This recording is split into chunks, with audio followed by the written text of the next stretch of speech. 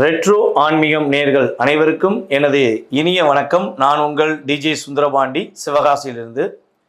நேர்களே, இன்னைக்கு என்ன தலைப்பு கொண்டு வந்திருக்கோம்னா, மேச ராசி முதல் மீன ராசி வரை 12 ராசி நேர்களுக்கும் எந்தெந்த கிரகங்கள் ஒரு மிகப்பெரிய கடன் சுமைகளையோ அல்லது உடல் ஆரோக்கியம் சம்பந்தப்பட்ட பிரச்சனைகளை கொடுக்கின்றன, மேலும் எந்த கிரகங்கள் உங்களை ஊக்கப்படுத்துகிறது என்பதை பற்றி பார்க்க போகிறோம். அதுக்கடுத்து ரொம்ப ரொம்ப ஒரு முக்கியமான விஷயம் என்னன்னா, உங்களுடைய ராசிக்கான வழிபாடு. இந்த வழிபாடு செஞ்சால் உங்களுடைய வாழ்க்கையில் கட்டாயமாக நீங்கள் எதிர்பார்க்குற ஒரு மாற்றத்தை உங்களால் பெற முடியும் என்பதை பற்றியும் இந்த தலைப்பில் நம்ம எடுத்துகிட்டு வந்திருக்கோம். ஸோ வீடியோ ஃபுல்லாக பாருங்கள், உங்களுக்கு ரொம்ப ரொம்ப பயனுள்ள விஷயம் இருக்கும். ஏன்னா உங்களுடைய பொதுவான குணாதிசயங்கள், உங்களுடைய செயல்பாடுகளை நீங்கள் எப்படிலாம் இயங்குவீங்க, நீங்கள் என்னென்ன விஷயத்த கொஞ்சம் சேஞ்சஸ் பண்ணிக்கணும் அப்படிங்கிறதெல்லாம் மிக தெளிவாக உங்களுடைய வாழ்க்கை சம்மந்தப்பட்ட விஷயங்களை மிக துல்லியமாக நான் கணக்கிட்டு, அதாவது கிரகங்கள் பொதுவான அடிப்படையில் நான் உங்களுக்கு கருத்துக்கள் சொல்கிறேன். ஸோ வீடியோ ஃபுல்லாக பாருங்கள், ரொம்ப பயனுள்ளதாக இருக்கும். வாங்க வீடியோக்குள்ளே போகலாம்.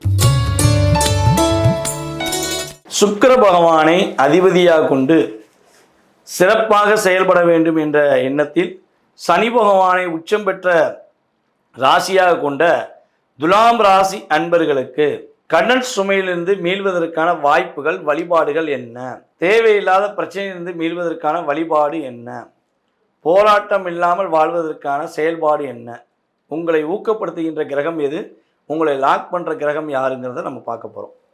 அதற்கு முன்னாடி நம்மளுடைய துலாம் ராசிக்காரர்களுடைய இயல்பான குணாதிசயங்கள் என்ன? இந்த குணாதிசயங்களில் கரெக்டாக ஃபாலோ பண்ணிங்கன்னா கண்டிப்பாக வெற்றி உண்டு என்பதையும் கூறிக்கொள்கிறேன். அதாவது துலாம் ராசி, நம்மளுடைய வீடியோ ரெகுலராக பார்க்குறவங்களுக்கு தெரியும், நம்ம சொல்கிற விஷயம், துலாம் ராசி என்றாலே நீதி, நேர்மை, உண்மை என்ற செயல்பாடுகளுக்கு இலக்கணமாக வாழக்கூடிய ஆற்றல் உங்களுக்கு இயல்பாகவே உண்டு. எந்த இடத்துல இருந்தாலும் மற்றவர்களுக்கு ஒரு பிரச்சனை என்றால் அவர்களுக்கு இருக்கின்ற பிரச்சனைகளை இரண்டு பக்கமும் கேட்டு, இந்த பக்கமும் கேட்டு அந்த பக்கம் கேட்டு, இல்லை இந்த பிரச்சனைக்கு இதுதான் தீர்வு, நீ செய்கிறது தான் தப்பு, நீ கரெக்டாக இரு அப்படின்னு சொல்கிற தீர்ப்பை வழங்கக்கூடிய செயல்பாடு உங்களுக்கு இயல்பாகவே இருக்கும். நம்மளுடைய நீதி அரசர்கள் இருக்காங்க பார்த்தீங்களா, எந்த நீதி அரசர்களாக இருந்தாலும் சரி, மேக்சிமம் பார்த்திங்கன்னா நம்மளுடைய துலாம் ராசிக்காரர்களாக இருப்பதற்கான வாய்ப்பு அதிகமாக இருக்கும். நீதி அரசர்களில் பாதி பேர் மேக்சிமம் துலாம் ராசி சார்ந்தவர்களாகவே இருப்பாங்க. இது நம்ம சட்ட ரீதியாக எடுத்துக்கலாம். பொதுவாகவே ஒரு அலுவலகத்தில், ஒரு ஃபேக்ட்ரியில், எந்த இடத்துல வேலை பார்த்தாலும் அந்த இடத்துல ஒரு சரியான முறையில் பேச்சுவார்த்தைகள் மூலமாக மற்றவர்களுக்கு நல்ல வழியை காட்டக்கூடிய நபர்கள் யாருமே நம்முடைய துலாம் ராசினியர்களாகவே இருப்பார்கள் என்பது நிதர்சனமான உண்மை. துலாம் ராசிக்காரர்களாக நீங்கள் நல்ல ஒரு பேச்சாளர்கள். எங்கே போய் என்ன பேச சொன்னாலும் சரி, அப்படியே யோசிக்காமல் படப்படன்னு பேசிடுவீங்க. எழுதி வச்சு பேசுகிற பழக்கம்லாம் உங்களுக்கு கிடையாது. மனசில் என்ன இருக்கோ அதெல்லாம் சொல்லணும்னா, இங்கே இருக்கிறது அப்படியே வெளியே வருது, இங்கேருந்து வெளியே வருது அப்படிங்கிற மாதிரி மனசில் உள்ளது தான் மைண்டுக்கு வருது, மைண்ட்லேருந்து வார்த்தையாக வருது அப்படிங்கிற தன்மையில் தான் நீங்கள் என்ன பண்ணுவீங்க, எப்பொழுதுமே செயல்படுவீங்க. நம்ம துலாம் ராசிக்காரங்க யாருமே மேக்சிமம் நான் எழுதி வச்சு படித்தேன், எழுதி வச்சு பேசினேன் அப்படிங்கிற வார்த்தை உங்களுக்கு இயல்பாக இருக்காது என்பது உண்மை.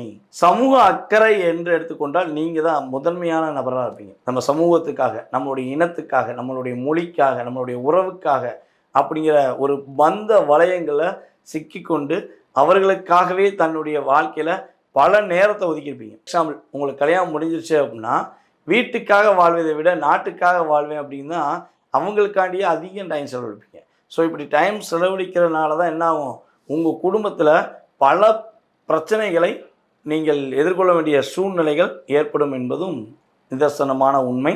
ஸோ அதுக்கடுத்தபடியாக பார்த்திங்கன்னா, உங்கள் மனசு எதை விருப்பப்படுதோ அதை மட்டும்தான் செய்வீங்க. அந்த மனம் விருப்பப்பட்டு செய்கிற விஷயங்கள் எல்லாமே வெற்றியாக இருக்கும். அதை விட்டுட்டு யாராச்சும் உங்கள்கிட்ட, இல்லை நீ கொஞ்சம் அட்ஜஸ்ட் பண்ணிக்கோ, கொஞ்சம் எனக்காண்டி அட்ஜஸ்ட் பண்ணி பண்ணு, உனக்கு கண்டிப்பாக நன்மை இருக்கும் அப்படின்னு சொல்லி உங்களை தூண்டி விட்டு ஒருத்தவங்க செய்ய வைக்காங்கன்னா கண்டிப்பாக என்ன பண்ண போகிறாங்க, உங்களை லாக் பண்ண போகிறாங்கன்னு அர்த்தம். ஸோ அந்த இடத்துல தான் நீங்கள் என்ன பண்ணுவீங்க, உங்களுடைய இயல்பான தன்மையை இழக்கிறீங்க, உங்களுடைய இயல்பான வேகத்தை இழக்கிறீங்க, உங்களுடைய இயல்பான செயல்பாடை உறுதியாக இழக்கிறீங்க அப்படிங்கிறதும் நம்ம தெளிவாக சொல்ல முடியும். இன்னொன்று, துலாம் ராசி ஆண்கள் எங்கே இருந்தாலும் சரி அந்த இடத்துல உறுதியாக ஒரு பெண்களுடைய கூட்டம் இருக்க தான் செய்யும். நீங்களே ஐயோ பெண்கள் வந்தால் பிரச்சனைப்பா, நம்ம வீட்டில் யாராவது எதாவது நினைப்பாங்களோ இல்லை உறவுகளை யாராவது நினைப்பாங்களோன்னு சொல்லி நீங்கள் விலகி போனாலும் அந்த இடத்துலையும் ஒரு 4 பெண்களாச்சும் ஒரு சகோதர சகோதரிகளாக அல்லது நட்பின் ரீதியாக உறவின் ரீதியாக உங்களுக்கு ஹெல்ப் பண்ணுறேங்கிற ஆற்றலில் உடன் இருந்து செயல்படுவாங்க அப்படிங்கிறத நம்ம நிதர்சனமாக சொல்ல முடியும். ஸோ அதுக்கு அடுத்தபடியாக வந்து பார்த்திங்கன்னா வாழ்க்கையில் ஒரு பாதி போராட்டம் மறுபாதி முன்னேற்றம். இதுதான் உங்களுடைய வாழ்க்கை. ஷார்ட்டாக சொல்லணும்னா வாழ்க்கையில் ரொம்ப ரொம்ப போராடினீங்க அப்படின்னா உங்களுடைய 30 வயதுக்கு அப்புறம் உங்களுடைய வாழ்க்கையில் நீங்கள் சிறப்பான நிலையை அடைய போகிறீங்கிறது நிதர்சனமான உண்மை. அதாவது உயர்ந்த இடத்துல உயர்ந்த உத்தியோகத்தில் இருக்கிற துலாம் ராசினியர்கள் அனைவருமே அடிக்கடி இடமாற்றம் அடைஞ்சிக்கிட்டே இருப்பீங்க. நல்ல பொசிஷனில் இருப்பீங்க, நல்ல லெவலில் இருப்பீங்க. உங்கள் கூட இருக்க டீமில் உள்ள அத்தனை பேரையும் அரவணைச்சு கொண்டு போவீங்க. திடீர்னு என்ன பண்ணுவாங்க, உங்களை ட்ரான்ஸ்ஃபர் பண்ணிடுவாங்க. எதுக்கு ட்ரான்ஸ்ஃபர் பண்ணாங்கன்னே விட தெரியாது. இல்லைங்க சார் நீங்கள் அங்கே போங்க, நீங்கள் அங்கே போய் வேலை பாருங்கள் அப்படிம்பாங்க. சார் நான் பர்ஃபெக்டாக தானே வேலை பார்க்குறேன். இல்லை தயவுசெய்து நீங்கள் அங்கே போங்க அப்படின்னு சொல்லக்கூடிய செயல்பாடு இயல்பாகவே உண்டு. இது பெண்களுக்குமே பொருந்தும். துலாம் ராசி பெண்களுக்குமே அடிக்கடி ட்ரான்ஸ்ஃபர் கிடச்சிக்கிட்டே இருக்கும். ஸோ ஒரு பாண்டிங் இதில் வந்து ஒரு ப்ராப்பராக இருந்துட்டேன் அப்படின்னு சொல்லக்கூடிய செயல்பாடு ரொம்ப ரொம்ப கம்மி. இது வந்து உங்கள் சுய ஜாதகம் வலிமையாக இருந்தால் சில நபர்கள் இருந்துருவாங்க. ஆனால் பொதுவாகவே ராசியின் அடிப்படையில் துலாம் ராசி நபர்கள் ஒரு நிலையான தன்மையில் ஒரு இடத்துல இருக்க முடியாது என்பது உண்மை. ஸோ அதே போல் எங்கே இருந்தாலும் சரி எப்படி இருந்தாலும் சரி கூட்டணி இல்லாமல் நீங்கள் செயல்படுத்தினீங்க அப்படின்னா உங்களுக்கு வெற்றி உண்டு. இந்த கூட்டணியினால் தோற்று போன நபர்கள் அப்படின்னு பார்த்தீங்கன்னா துலாம் ராசி நபர்களாகவே இருப்பார்கள். எந்த இடத்துல வேலை பார்க்குற இடத்துலனாலும் சரி அரசியல்னாலும் சரி துலாம் ராசினியர்கள் கூட்டணி அமைச்சால் அந்த கூட்டணி செல்லாத கூட்டணியாக மாறி உங்களுக்கு அது பாதிப்பை கொடுக்கக்கூடிய சூழ்நிலையாக அமைந்துவிடும் என்பதும் நிதர்சனமான உண்மை. சரி, இப்போ வந்து பொதுவான விஷயம். இந்த பொதுவான விஷயத்தில் துலாம் ராசி பெண்களுடைய செயல்பாடு எப்படி இருக்குன்னா அழகு அறிவு இந்த ரெண்டுக்குமே அதிகமான முக்கியத்துவம் கொடுப்பீங்க. தன்னை அழகுபடுத்தி கொள்ள வேண்டும், தன்னுடைய செயல்பாடில் அறிவை அதிகமாக பயன்படுத்தணும் அப்படிங்கிற இலக்கண பண்பை கொண்டவர்கள் தான் நீங்கள். உங்களுடைய வீட்டை ரொம்ப ரொம்ப பர்ஃபெக்டாக சுத்தமாக எப்படி சுக்கரன்னாலே ஒரு அழகுன்னு சொல்லுவோமோ அது மாதிரி உங்கள் வீட்டுக்கு வந்தால் அப்படியே கண்ணாடியாக தெரியும். எல்லாமே அப்படியே பர்ஃபெக்டாக இருக்குது, கண்ணாடி மாதிரி பளிங்கல் மாதிரி இருக்குது அப்படிங்கிற மாதிரி உங்களுடைய செயல்பாடுகள்லாம் ஒரு ஒரு பர்ஃபெக்டான விஷயங்கள் தெரியும். பொய்யாக நடிக்க தெரியாது.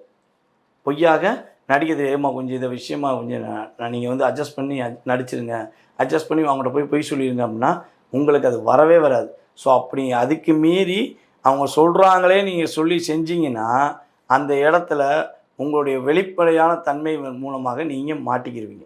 ஸோ அப்போ நடிக்கக்கூட தெரியாதா, ஒரு விஷயத்த பொய் சொல்லி சமாளிக்க தெரியலையா அப்படின்னு சொல்லி உங்களுடைய உடன் இருப்பவர்கள் உங்களை கேலி செய்வார்கள். ஆனால் அதற்காக நீங்கள் கவலைப்பட வேண்டாம். ஏன்னா உங்களுடைய இயல்பான விஷயம் என்னென்னா உங்களுடைய ராசியில் சனி பகவான் உட்காந்துருக்கார். அப்போ எங்கே நடிக்கணும்னு நீங்கள் நினைக்கிங்களோ அந்த இடத்துல நீங்கள் உறுதியாக மாட்ட போகிறீங்க அப்படிங்கிறதும் உண்மை. அப்போ உண்மைக்கு கட்டுப்பட்டு நடந்தீங்கன்னா வாழ்க்கையில் உறுதியாக உங்களுக்கு மிகப்பெரிய ஒரு வெற்றி உண்டு, மிகப்பெரிய ஒரு செயல்பாடு உண்டுங்கிறதையும் நம்ம பார்க்குறோம்.